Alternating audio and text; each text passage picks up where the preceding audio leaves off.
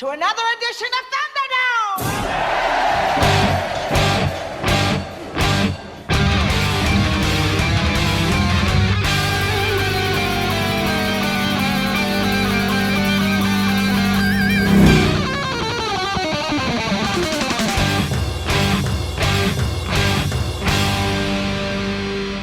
Welcome to the Mad Max Minute. Watch out for Leatherface because we're revving up for a chainsaw massacre in Mad Max Beyond Thunderdome. 1 minute at a time. I'm Rick. And I'm Julia. And today we're talking about minute 34, which begins with a poor bystander falling victim to Thunderdome's splash zone, and it ends with Blaster being cut loose from his bungee harness. Joining us this week are Niall McGowan and John Parker from the Bat Minute 89 podcast. Hello. Hello, we're here to get nuts. Greetings, gentlemen. It's always nice to find some kindred spirits in the podcasting world because as we are a couple of Americans talking about a distinctly Australian movie, you are a couple of Brits talking about a distinctly American movie. I had not once considered that. Although we are somewhat experts of Australian things. We've had many an Australian on our show accidentally. Yeah. I'll say many. 3.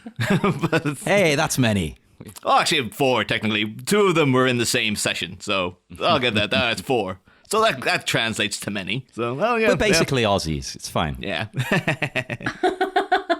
I'm actually kind of curious how you accidentally have Australians pop up. They just It's a lot of effort on our part, so I'm wondering how it's so easy for you. Oh, no, we haven't been too bad, because I think, like, you do have a much more drastic time difference than, like, it's drastic for us, but, like, for us, it was like, oh, we have to get up at, like, 10 a.m. to record this one, whereas I know you guys would probably be, like, the middle of the night or something, so... but I think it was accidentally in just that we just booked them, and then we're like, oh, crap, they're in Australia. Oh, well. What are we going to do?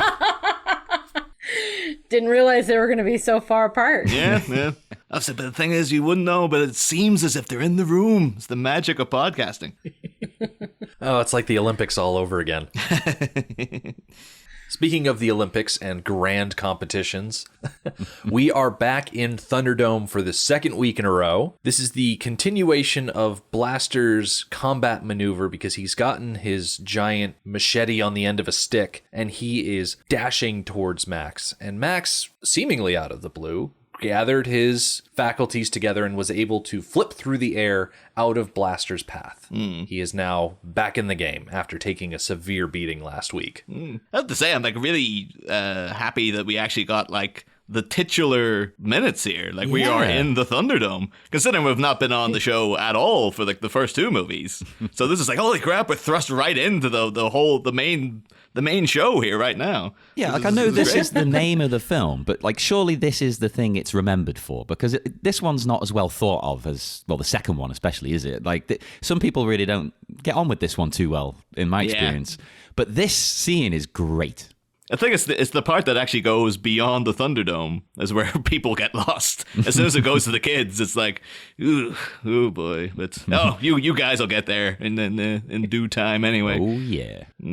I will say though, like in terms of this film, like, you know, having us on, it's quite apt because this is like maybe one of the most, you know, in comparison to, you know, Batman Returns, this is one of the most bizarre blockbusters there is around, really. This is like the whole pitch of this incredibly strange film, and then they just add in like, oh, by the way, Tina Turner's in it. And it's just like, what is this thing? What the hell? What? It's beautiful. It's incredible. It's crazy. Just like all Mad Max films, it's like, oh, it's kind of a sequel. I mean, there's people in it who were in the other ones, but you don't know if they're the same character or not, and it's like, I don't understand what this is. But anyway. Yeah, it's definitely a spectacle. We've told this story on the podcast before, but I always get a kick out of it. When we rewatched Thunderdome in preparation for this season, Julia remarked after the movie was done that she had completely forgotten about everything beyond the Thunderdome portions. Probably for a good reason. And I got such a laugh out of that. Yeah, I remember watching this movie several times as a kid. Did not remember anything about the part with the kids. I've been through kind of a similar experience, only like I remember it, but I've watched it on TV a couple of times, and it's usually around the time they're telling the whole story to Max. I always feel my hand reaching for the remote, like a little bit of like, it's just like a natural, it's like a gut instinct of like, all right, this movie's over. Like it's. See, this movie and this scene in particular, this is the first thing I can recall seeing in the whole series. Because my dad loved all of these as a kid, when I was a kid, sorry. But I especially remember him watching this scene like on loop for some reason, repeatedly, nothing else but this damn thing. It's like this is fate now. It's like I was always. Yeah, it's creepy. It's weird. Always I my love future it. that I was destined to talk about this one scene. But in a way that then makes me the same as you guys, because I don't really remember what follows. I think because as a kid, this is so action-packed and crazy an idea. And you wanna do this almost with your friends, not kill them obviously, but hit them with something. Still, You want to it does look like a lot of fun. Yeah, and it's so absurd and impractical fighting. Like it's kind of not cool and graceful. It's kind of inconvenient and just bizarre. That's why it captures your attention. Yeah, we had some really awkward moments at the very beginning of this fight. We were talking about it with our guests last week, and how when the fight first starts and they fling through the air at each other, they're just left dangling. Arms and legs flailing around, just all sorts of embarrassing. But I totally agree. Who doesn't want to have this sort of bungee harness and jump forward flipping over your opponent as they charge at you? That would be so cool. There is a place that does it. I was watching a show. It's a TV show about drag called Dragula, and they go out to a big festival, like a show in the desert. And one of the challenges is they have to go in a Thunderdome that this festival puts on and fight each other. And they're on like the cords and everything. It's not quite as over the top, and they're not spinning and stuff. But so you can go and do this at whatever the hell this festival was called. I can't remember. Do they actually refer to it as a Thunderdome, or is it like, no, you got to call it like the lightning spear or something? At least on the show, I don't think they said Thunderdome. Maybe at the festival they call it that, though. You'd have to call it that. That sounds like Wasteland Weekend. Yeah, that's it. Okay, yeah. I like that you've kind of pitched this drag show to me now, though. Like it's like it's like RuPaul's Drag Race, only at the end, the final thing is the Thunderdome. Like, that sounds incredible. I'd watch that. I'm not in the habit of watching a drag competition show. I mean, we've watched makeup competition shows like Face Off in the past, but never any of the drag competition. If I knew that they were sending them out to Wasteland Weekend for episodes at a time, that would certainly get us interested. It's a double episode as well. You get 2 hours. We may have to go to the internet and find these episodes. Now, just for reference, that was the show called Dragula, right? Yeah, Dragula, and it's season 2, I believe. It's near the end of the season. Okay. All right. But I will say, like, in terms of, if not participating, this Thunderdome thing, it seems like you're a real risk just attending, because at the beginning of this minute, Blaster misses Max, and he like skewers a guy through the cage, doesn't he? So it's like, that's really like, it's more like, oh, I got tickets for Thunderdome. It's like, I don't know, man. It seems like you're really taking your life in your hands just watching that thing. Yeah, this is like SeaWorld. If you sit too close to the edge, you're going to get splashed. And in this instance, you're getting splashed with someone else's blood because Blaster just keeps going right to the edge. And that bladed machete pole stick thing, pretty sure it's called a guandao, if you want to be specific. But yeah, it goes through the bars, out of the dome, and then we hear this awful wail of someone who just gets skewered. It's like, maybe that's part of the fun, though, the danger. Yeah. Back in minute 27, we were talking about like where the best place to sit around the Thunderdome would be. And we were pretty much in a consensus that you want to be about midway up around the dome. Yeah. Because that's kind of where the level of where Auntie sits. So it'd be like good height to distance viewing ratio angle thing. You also don't get stabbed as much. That's a bonus. Yeah. I will say I've been there, though, because years ago I went to see a rock band called Gwar, which is like their insanely intense, heavy death metal. But they've got like full on stage shows where they come out like dressed as monsters and stuff like that. And like it's all big, huge, papier-mâché stuff.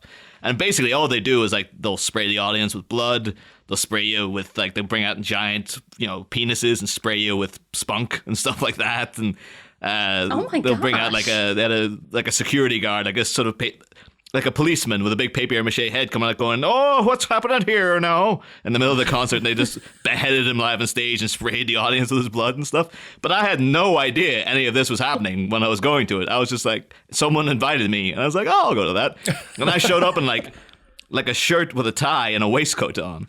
And like I was partially enraged because like it's ruined my clothes, but it was so much fun because every 10 seconds you're just getting something thrown at you, dripped on you, and it's absolutely like it's the worst music I've ever heard in my life. But it was the best stage show I've ever been to because it was just like it was a feast for the eyes and the senses of just like, hey, want to get like this, vaginal goop flung at you from a giant, whatever kind of thing they created on stage. But And every one of the band looks like a character from a Mad Max film, basically. yeah, right. I've seen their costumes before. They look like something out of World of Warcraft too. Yeah. But Just good quality family entertainment right there.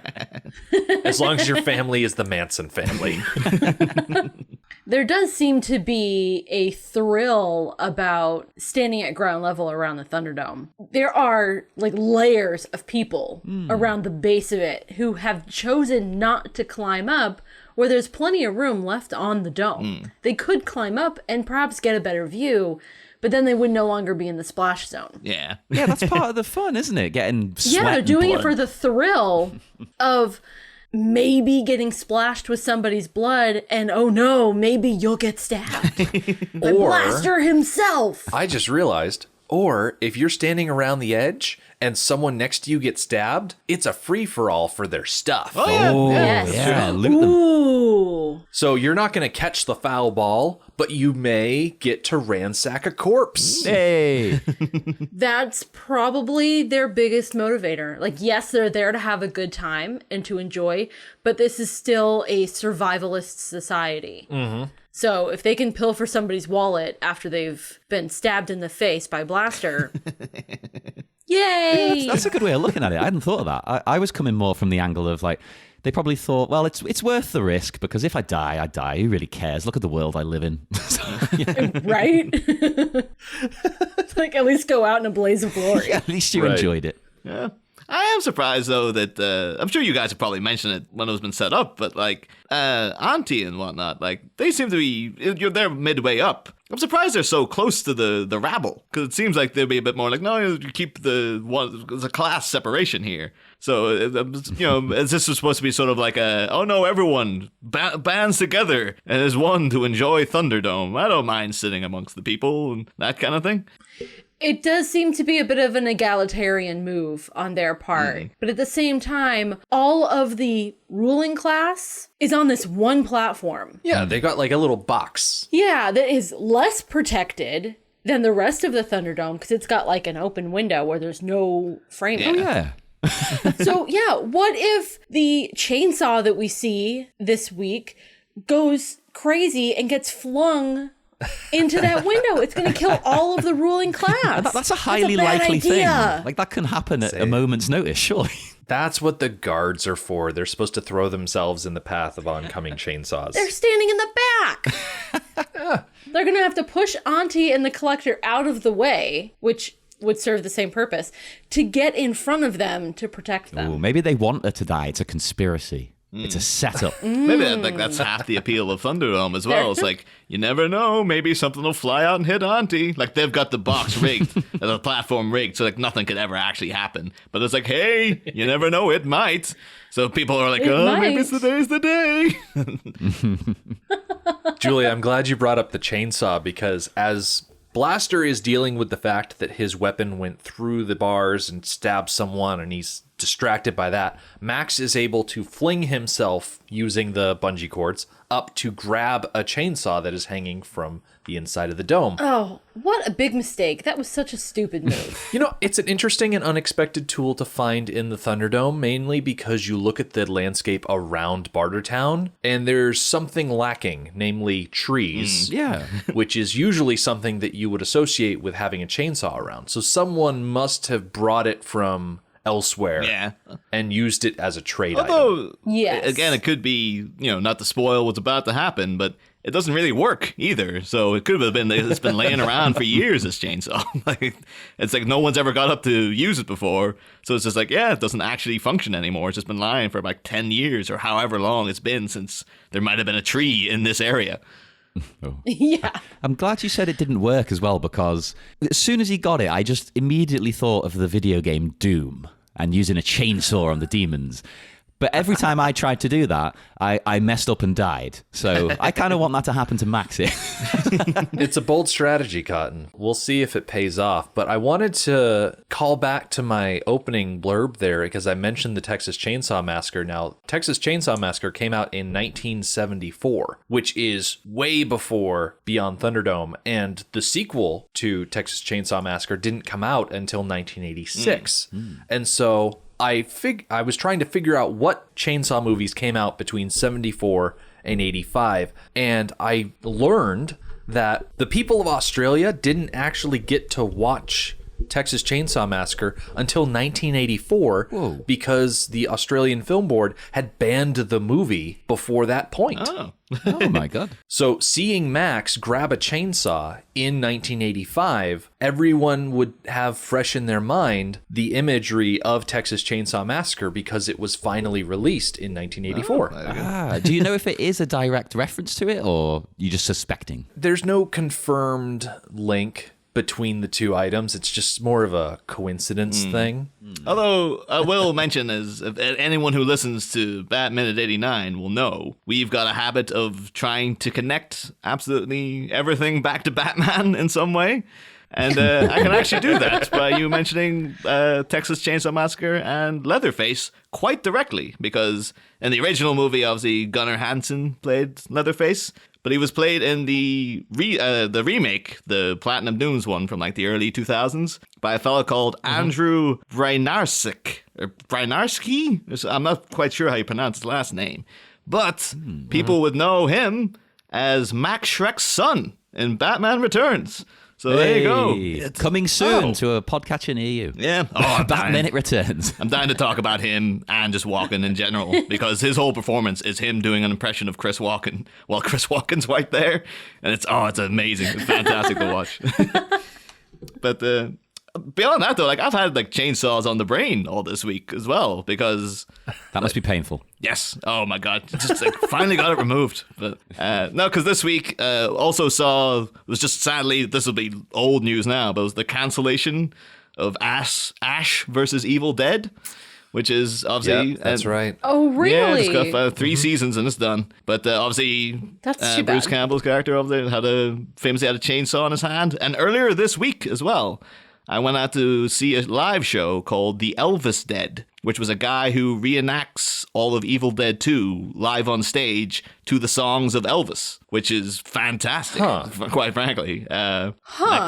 Like he was obviously retooled all the lyrics and stuff, so it's like, Hunk of Burning Love was Hunk of Burning Skull and things like that. And Yes. like Viva Las Vegas was Read from the Pages, but it was all like kind of, like dead at best is gonna take my soul and devour it. But you got him to literally, so you watch him cut his, chainsaw off his own hand on stage, not his actual hand. It was a fake. But What? Yeah, it was quite. I think the entire show is about 40 minutes long, but you feel like you've been on a journey with the guy, because he starts off looking normal, and by the end of it, like 40 minutes later, he's running around the stage singing nonstop, and he looks like Bruce Campbell does at the end of Evil Dead 2, with like a chainsaw hand and a big streak of gray through his hair, and his clothes torn to bits and covered in gore. So yeah, that was something. But and I was like, oh, that's my chainsaw fill for the week. And then I looked at these minutes, and it's like the chainsaws again. They're everywhere. More chainsaw. Everywhere. Which is funny as well, because of course in England, you don't see chainsaws. They're not like a common sight. Yeah. We don't really have many people felling trees. You'll get like a hedge trimmer. That'll be about it. Yeah. But it's not really like the Brighton hedge trimmer massacre. It's not got the same snappy title there. Yeah, that version never took off. No. It wouldn't so much be a massacre. It would be like the Brighton hedge trimmer inconvenience. Yes, exactly. Like I say, they've trimmed my hedges at the wrong height. Although this did lead me down like a little path though, because I chose to look into the history of chainsaws, which was it was interesting. Like, where does the chainsaw come from? But apparently, one of the earliest examples was from 1830. Was created by a doctor called Bernard Hine to cut bone, but then it was developed in Scotland, actually, in the 19th century, and it was used to help deliver babies, which was... What? Yeah. Okay, I don't like this history. No. Oh. This is way too much touching of people. Yeah, but apparently it was... with a chainsaw. It was used to, obviously take away bone. That was one of the main things they were using it for. But it was also used for a practice called a sympsonomy, which is, again, sorry, I'm butchering all my pronunciations today. But apparently that is a surgical procedure to remove cartilage from the pubis to widen the birth canal. And like the article I was reading, they were really stressing there was no painkillers. It was essentially taking an early chainsaw to a woman's nether regions. No. And they're like, it would have been faster than doing it manually, but it was insanely painful. And I was like, thank God I don't live back then, because I'm 30 years old. I'll be dead by now if I lived back then. Just through the sheer hardships of the society back then. And that's not even a guy who's going to get his birth canal chainsawed. So yeah, I wanted to make a joke about Highlanders, fighting the English with giant chainsaws and ha ha ha Braveheart, whatever. Yeah, I don't want to make that joke anymore. I've lost the will. I think we could all, do better in that kind of society than we think, though, because, Max here, he didn't think he would be in this position. Back in the first Mad Max, completely different type of movie, a different society. But look at him, he's still going, he's still fighting, he's still winning. He already had a leg up for me. He was a cop. I couldn't be a cop. I don't have those. I can't confront that guy. I work from home not because I couldn't confront people, but it's a bonus, because if I had to say anyone to anything that was a bit like, hey, don't do that. No, I can't do it. I physically cannot do it. Everything I do is via email, where I can spend tens of minutes wording things, so it seems like it's forceful but polite and things like that. You're not alone. So it's sensible that we podcast then, isn't it? Yeah. Yes. It's a good medium. So we see Max get a hold of this chainsaw, and as he's standing there brandishing it, we actually see Blaster hesitate for a moment. We've seen Blaster on the consistent attack for the past week, and this is the first moment that I can think of where Blaster actually stops for a moment. He's got this spiked club that I guess he's swapped out the Guandao for the spiked club, but he stops for a moment, and Max pulls very confidently on that starter cord for the chainsaw. Does not begin immediately, which of course prompts Blaster to once again go on the offensive. I have to say, the Thunderdome doesn't look as impressive when there's there's two guys just running around in a circle. It just kind of looks very silly then. Yeah, the rest of this minute is like something out of the Three Stooges. I was going to say... like, Yakety Sax should be playing in the background. I was going to say like the Benny Hill theme. Because it meant... Yes. You are of a like mind. Yes. See, I just thought it was like a video game, was my whole thing. Did they ever make a game of this back in the day? I mean, I loved that recent one they did a few years ago, but did they make one around the time of the film? As far as I know, the only video games they've made for Mad Max was the driving car game based on the second one. That was back in the 80s, right? I think Curtis described it as Bumper Cars. Ah. And then the 2015 one they made of ramshackled together elements of pre-production stuff. I don't think they ever made one for Thunderdome, but there is a Thunderdome in the 2015 game, so there's that. I didn't even remember that. I've played that game and I didn't recall. Now, obviously, I need to play it again. So... It takes Max, oh gosh, he starts frantically pulling at the ripcord around 13 seconds. He doesn't actually get the chainsaw started until around second 25. And at that point, the chase reverses, where instead of Blaster chasing Max, Max is now chasing Blaster. And they keep that up for about 10 seconds until the chainsaw dies. So either they adjusted the chainsaw to run on methane and the methane only lasted 10 seconds, or there was just a tiny bit of actual fuel left in that chainsaw that only gave it around 10 seconds of rev time. Yeah, it seems like, to me, like with the whole atmosphere of the place, it's probably, they don't really have a lot of fuel for it. But also that's part of the appeal, isn't it? It's like, well, you've got to use it and you've got to use it quick. That's like the challenge. If you get that, you've got like one chance. Yeah, if Max was able to start the chainsaw right next to Blaster and then just immediately start slashing, totally different outcome. Yeah. Although if it was me, like I would just panic and just like, all right, it's not starting. I'll just try to ram him with the idle chainsaw just to see if it works. I mean, it's still sharp. Maybe something will happen. Yeah, it's still sharp. And he does use it, I think at some point in this minute, he does use it as a defensive weapon. Yeah, it's a good idea. To block the studded club. Oh, that actually kind of reminded me slightly of, it isn't like it's Texas Chainsaw Massacre 2. It features like an insane climax. Like in terms of like films that, like, the Mad Max is always sort of known for like, oh, well, the next movie, it may be connected to the first one, or it might not be. It's up to your interpretation and all this kind of stuff.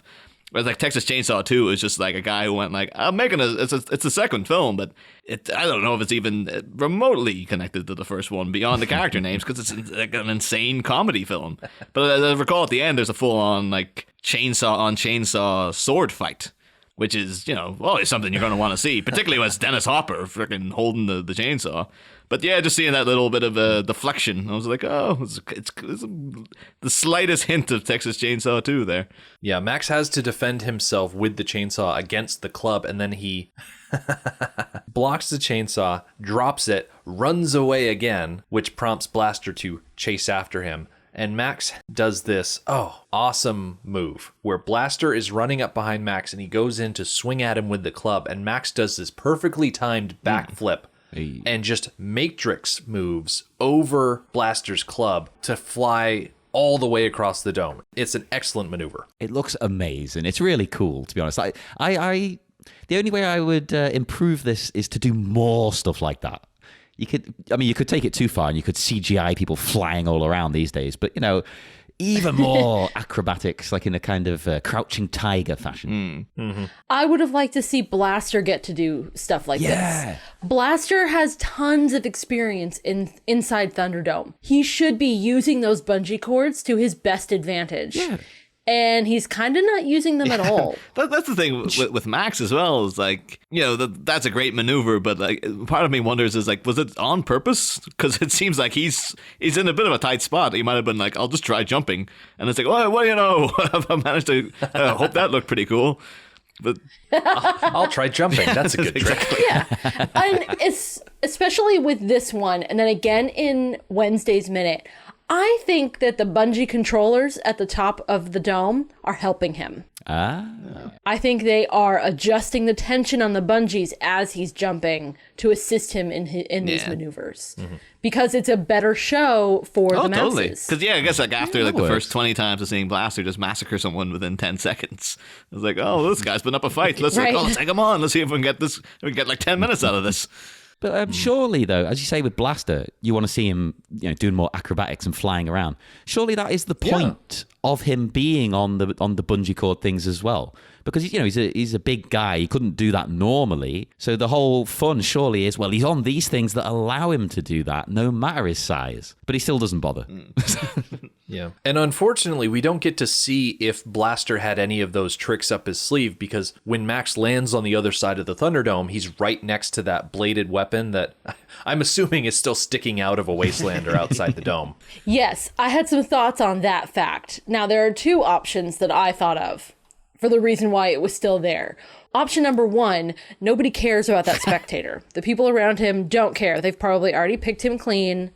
They don't care to get him medical attention. Maybe this is a survivable wound. They do not care. Or option two is that there is a spectator rule, perhaps unspoken, where you do not mess with Thunderdome. Therefore, if this weapon is now in this specific place, they do not move it, which means they don't remove it from the spectator. And the spectator just stays it's like a hardcore play it where it lays rule. It's like, no. Right. Yes, exactly. Which I like theory number two better. It's like the end of Happy Gilmore. Right. Instead of a golf ball on a guy's shoe, it's a glaive in some guy's gut. Yeah. It could just be great though if the guy was actually still alive, and then as soon as like you just hear on the the soundtrack, as soon as it gets removed, he's like, "Oh, thank God, someone get me to the hospital." Yeah, Max is able to grab that bladed weapon out of the assumedly spectator that it's stuck into, and he turns around and he slashes at Blaster's bungee cords, cutting Blaster free from the harness. And so Blaster falls to the ground, and you could argue that Blaster is now at somewhat of a disadvantage because he's not as agile as Max, but there's an advantage to not being tied to the top of the dome, because we're going to see in the next shot after Blaster falls on the ground that Max is trying to put some distance between himself and Blaster, and he's getting pulled towards Blaster by the harness that he's in. Yeah. So Blaster can now move all around the dome completely unimpeded, just at a ground level. Which he wasn't taking advantage of the higher space anyways. Yeah. So does this really make any difference to him? He made Other a thin few giving big- him some more freedom. It's an I mean, he improvement. made a few big jumps to grab on a weapon, but that was about it. Yeah. I'm torn on this that Max does, right? Because on one hand, cutting the cords seems like it kind of would be considered cheating. But then I also don't think that there's many rules to all of this. So people are probably like, that was clever. Good move. Yeah. Would I mean, they Dr. be offended? Feelgood did say, get to the weapons, use them any way you can. Yeah. But But it's still, I don't know. It seems like that's the one unspoken rule you don't do. You know? Yeah, he does say, I know you won't break the rules because there aren't any. But that's not really true. No. There are implied rules. Exactly. Everything has implied rules. it would have been great though if he cut the cord and then there's like a referee came in and he's like, no, you've disqualified, you ruined it. Go on, everyone, he ruined it. Some referee runs out, he's wearing the striped shirt and he's holding up a yellow card. And he's like, penalty. It's like, Blaster gets one free swing at the mace. It's like, all right, okay. So now that Blaster is cut free and Max has this long pole arm bladed weapon thing, Max decides to take a page out of Blaster's fight book and he charges at Blaster with this weapon leveled at him, expecting to stick him through the gut and have it all be done. Blaster deftly moves aside, grabs the pole to the weapon, and then just flings Max like a rag doll. Yeah, he does. Okay, so you said that Max took a page out of Blaster's book. Yep, this and is the just same started maneuver that he started charging. this minute with. Did it ever work for Blaster? No, not once in this fight has Blaster's charging blindly actually harmed Max in any way. Why on earth would Max try the same maneuver? It's an excellent question. He just wants to stab the big guy. I mean, it's a death fight. Yeah, I think he's still underestimating Blaster. I think he still sees Blaster as this big monster of a man, perhaps Frankenstein-esque, where he's just big and powerful, but not much cleverness or strategy going on there, which isn't true. Blaster knows how to fight in the Thunderdome. Yeah, he shows himself to be quite competent at it. Like, even if maybe he's not good at other things, but this is his forte. Yeah. Yeah, this is his playtime. This is how he gets his jollies, so to speak. But Max getting flung around like a rag doll is where we wrap on this minute. So, John and Niall, could you give our listeners a bit of information about where they can find you on the internet if they want to hear more of you? Yeah, sure. We have recently, well, as of airing probably a little while ago, finished our first season, which is Bat Minute 89, where we, go through Tim Burton's Batman 1 minute at a time. You can find us on Facebook at the Bat Minute 89 Listeners Society. We didn't think of an imaginative name for that. We will rectify that in the future, I'm sure. And we are on Twitter at Bat Minute 89. If you want to hear the show, we're on iTunes. You can get us on any podcatcher. We're everywhere. You'll be sick of us before long. I'm hoping though we we don't change the Listener Society name between recording and air date, because people will be looking up Bat Minute 89 Listener Society and it just won't be there anymore. Well, just put Bat Minute 89 and we'll come we're up. easy to track down. But we will possibly have, when this comes out, it'll either have launched or we'll be finalizing the first few episodes, we'll have our next season, Batman It Returns, where we go through Tim Burton's second Batman film, believe it or not. I don't know. 1 minute at a time. Rick and Julia, we didn't get you guys on for the first movie, but hopefully, if you want, you can come on for Batman Returns. So I know I would love to come on for Batman Returns because of the first 4 Batman movies, I feel like Returns is my favorite. Yes. Just because it's sort of, it's like Burton refining his formula before Warner Brothers takes it away and gives it to that other guy who I don't want to say his name. No, you're right. Which one is that? Like, who's the Batman? it's and who's the... Michael Keaton, and it's like the Penguin and Catwoman and stuff. Oh, okay. I'm not sure I've ever seen that all the way through. Oh my God, you're in Oh, for a it's treat. great. Weird film though. Like, I hate Batman. what? I really, really, really don't like Batman. Well, I hope you've got other people to do the next 2 minutes then, Julia.